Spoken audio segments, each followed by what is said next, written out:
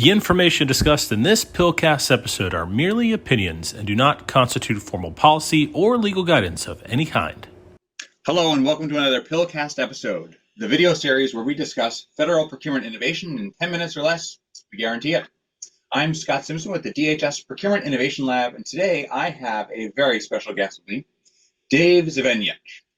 Dave is the former senior executive at the GSA Technology Transformation Services, TTS, and he's also a mentor of mine from the DITAP program. So Dave, welcome to PILCast. Thanks for having me, Scott. It's great to be here.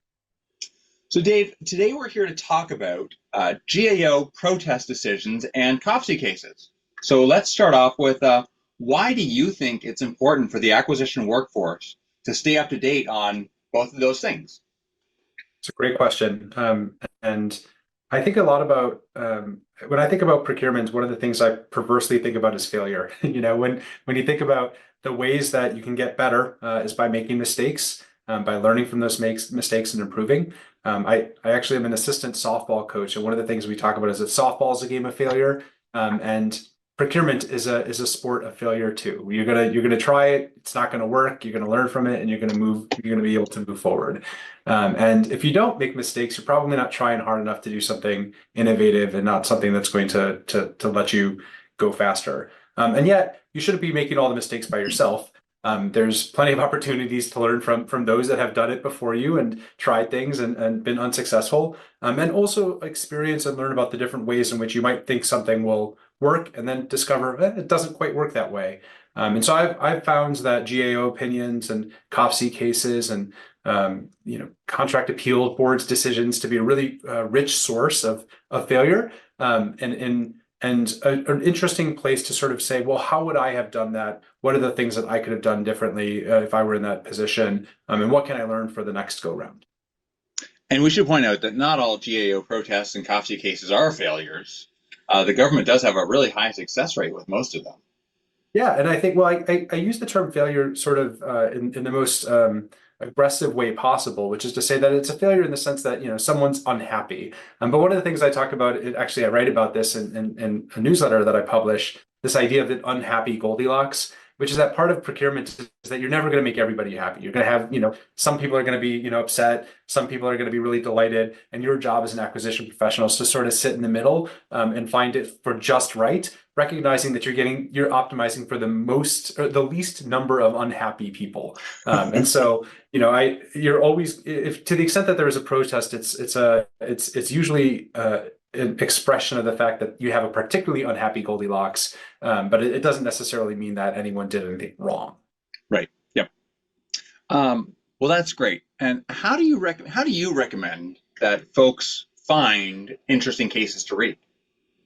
Well, I'm pretty weird in my method, so I wouldn't necessarily recommend my method, but I have some ideas about how you could do it better. I'll tell you what I do. I maintain an RSS feed where I just keep up on the legal opinions that come out of GAO, and every time they come out, I read them. That's not necessarily the best way to do it. There are a number of law firms that publish, frequently cases of interest, and there are formal sort of papers of record, like the Law 360s of the world that will do summaries that come out every day. Like I said, I prefer to sit down and read all of them, but that's just my own personal bias. Obviously there's places like WIFCON and other places where you can sort of see what's happening. And depending on what your flavor of keeping up, you can look in those places. I do publish a newsletter, and I feel like I'm obligated to plug my newsletter. Please. Here. It is free. It is called GovContractually. So if you go to govcontractually.com, you can see my newsletter, which comes out once a week. I always talk about at least one GAO opinion or COFC protest or Court of Appeals opinion. Sometimes I blur into the policy side of things, but generally I stick to protests. And you can read what I have to think about them every week. So that's it won't get you a comprehensive view of the landscape, but at least get you an opinionated view. The other way that I do it is the GAO will send you weekly, like just a list of all the cases they published in the last week.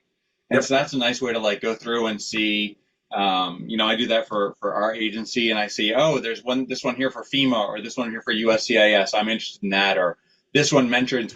I always like to read the ones that were sustained, because I feel like, going back to what you said about learning from failure, the ones that are sustained are both A, kind of rare, and B, have the most to learn from. All the other ones, something to learn there, but the sustained ones are really fascinating. Well, speaking of interesting, is there an interesting case that you've read lately that you think is especially important to the acquisition workforce?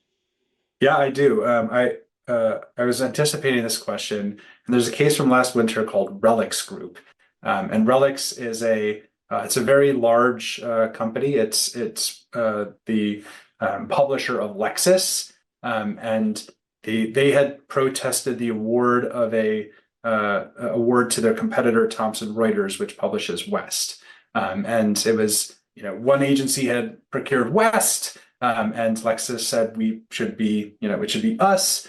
And it really boiled down to the salient characteristics. There was, what are the salient characteristics of the platform? West prevailed at the agency, but the Lexis had persuaded the GAO that, in fact, that there was a problem, which is that even though West survived the salient characteristics, there was a little bit of an issue, which is that they were using schedules, and what West had offered for the salient characteristics were actually not on schedules. And so they disqualified West from the competition. But the GAO went one step further and said, ordinarily we would just, say cancel, basically award it to Relix. But it turns out that Relix's solution also wasn't on schedules. And so it was an interesting decision about, careful what you wish for. You think you won, and then you go right back to it, and you have to reopen the solicitation. So I just thought it was a really interesting case. It sort of reveals how everyone can kind of screw up. It's not just like one person that sort of fails, or one person does something wrong. Everybody, when they're doing their best, can make mistakes. And, under the glaring scrutiny of protest, you're going to find things that go sort of awry. That's part of the deal. And I thought this was a really interesting case where everyone can sort of wrap their heads around what was going on. And yet, like I said, nobody did it perfect. And so I think it's a good, humbling reminder of our work that we can't expect perfection, but we can strive for it. Yeah, definitely. Well, Dave, this has been a very interesting conversation. Thank you so much for stopping by and for sharing your experience with us. Of course. Well, thanks again for having me. It's always been a pleasure. Always a pleasure. Yeah. Let us know what you think in the comments below. Like this video, share the video with your friends, subscribe to our channel, hit that notification button so you get all of our updates, so when we talk to fascinating people like Dave Zvenyach, you know first. Thanks for joining us, and we'll see you next time.